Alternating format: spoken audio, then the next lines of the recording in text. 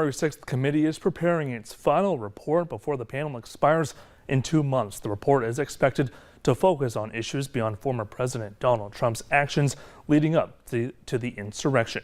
Now, the committee is hoping to be as broad and inclusive as possible, looking at what's beyond the scope of their investigation. According to some news outlets, some members of the committee had been frustrated with Vice Chair Liz Cheney's focus on Trump's role at the expense of other key findings not related to the former president. The report is slated for release before the end of the year. And Congress has been out of session for more than a month while members went home for the elections and Thanksgiving. But it's back to work today, and there is a lot left to do in the lame duck session before a new Congress is convened in January. Skylar Henry has more details.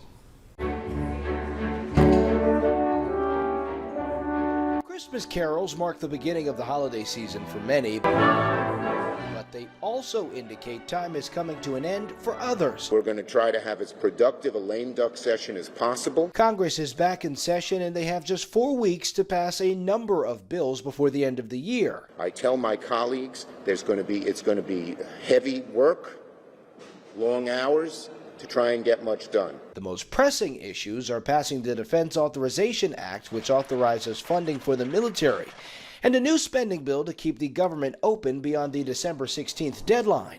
Democrats also have a number of legislative items they would like to get passed before Republicans take control of the House come January. The Democrats' wish list includes election law reform, the Respect for Marriage Act, raising the debt limit, and additional funding for Ukraine. We are going to provide more oversight, transparency, and accountability.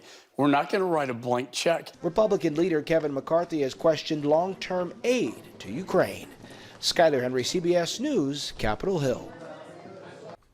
Democrats plan a vote on the Respect for Marriage Act possibly as soon as tomorrow in the Senate. The bill has enough Republican support to pass in the Senate and House before moving onto the President Joe Biden's desk to sign it into law.